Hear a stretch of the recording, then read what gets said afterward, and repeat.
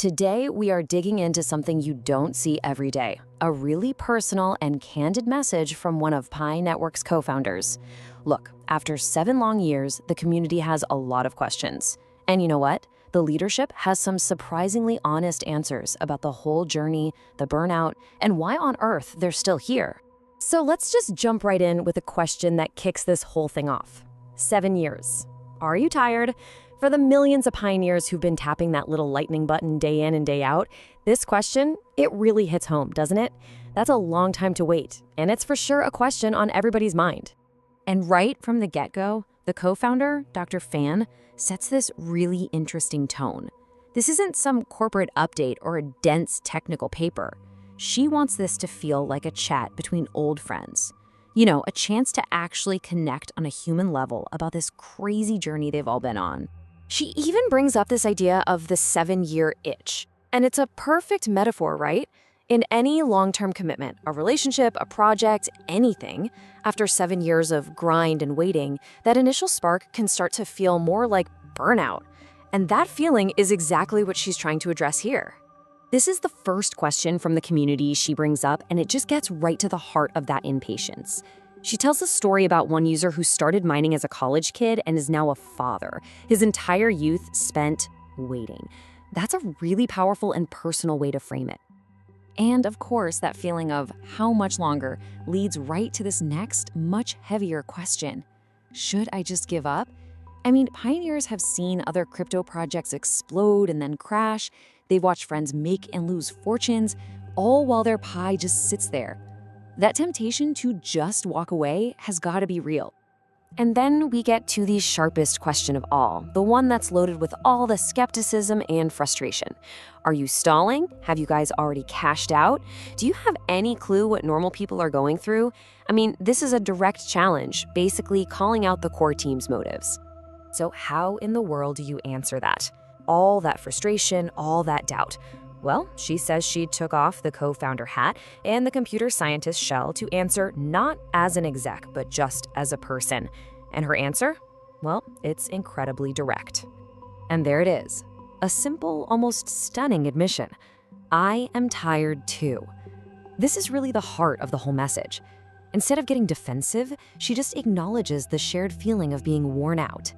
It creates this powerful sense of empathy. Like she's saying, I get it. I feel it too. And then she breaks down why she's so tired. And as you can see, it's not just about working long hours. It's the massive mental load of trying to deal with regulations from over 200 different countries, constantly being accused of running a scam, and this relentless personal pressure to build something absolutely perfect because you can't undo it once it's launched. Okay, so if she's tired, if the team is tired, why are they still here? Why not just walk away? Well, her answer boils down to 3 core reasons, 3 pillars, as she calls them, that are holding everything up. The first pillar is a big one, responsibility. She explains that what might have started as a kind of sociological experiment back at Stanford, well, it's not just a project anymore. When you have tens of millions of people involved, it becomes a promise, a covenant even. And this number, this just shows you the insane scale of that promise. 19 million people who've put their trust in this. The caption from her message says it all. 19 million burning hearts I dare not let cool to ash. Wow. Talk about a heavy weight to carry on your shoulders. And this isn't just about a big number, it's about real people. She shares these stories. A single mom in the Philippines who sees Pi as the only inheritance she can leave her child. A student in Nigeria who used Pi to buy his first laptop. I mean, when the stakes are that high, how can you give up?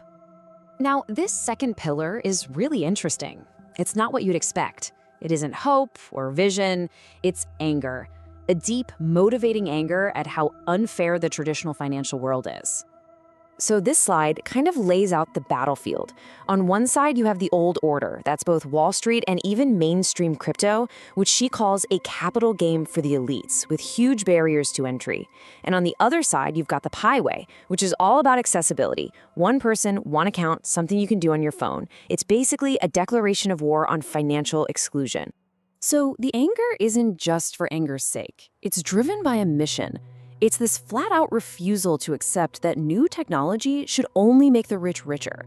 The whole point is to prove that you can build a fairer system, a currency that actually works for billions of people, not just a few insiders. And that brings us to the third and final pillar, the future. And this is where she completely flips the script on those 7 slow years. The argument is that it wasn't a delay. It was about laying a deep, complicated, and absolutely essential foundation. So what have they actually been building all this time? Not just an app. She calls it building the financial railroad tracks of the future.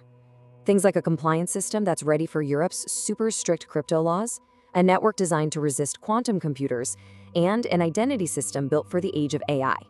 These aren't short-term fixes. These are huge, long-term strategic moves. And the analogy she uses for this is just perfect. It's like bamboo. For years, you see nothing happening on the surface, but underground, it's building this massive, sprawling root system. She's saying that was Pi for the last 7 years, all roots. And now, with that foundation finally set, it's ready for that explosive, visible growth. And this isn't just some vague promise about the future. She points to real examples that this blooming phase is starting right now. You're seeing the ecosystem actually come to life. People using Pi in social apps, local coffee shops accepting it as payment. The foundation is starting to support real-world activity. The whole message builds to this really encouraging climax. The argument is that the hardest part, the long, slow work of building that foundation, is over. The community isn't lost in the woods anymore. They're right there, standing on the coastline, looking out at a new world. And she leaves the community with this really powerful, almost poetic line. After 7 years of waiting in the dark, the dawn is about to break. Don't be the one who gives up right before the sun finally comes up. And so it all comes down to this final question that she puts to every single pioneer. After hearing it all, the struggle, the reasons, the vision for what's next, the choice is yours. The treasure door you've been waiting for all this time is about to open. Are you going to turn away now,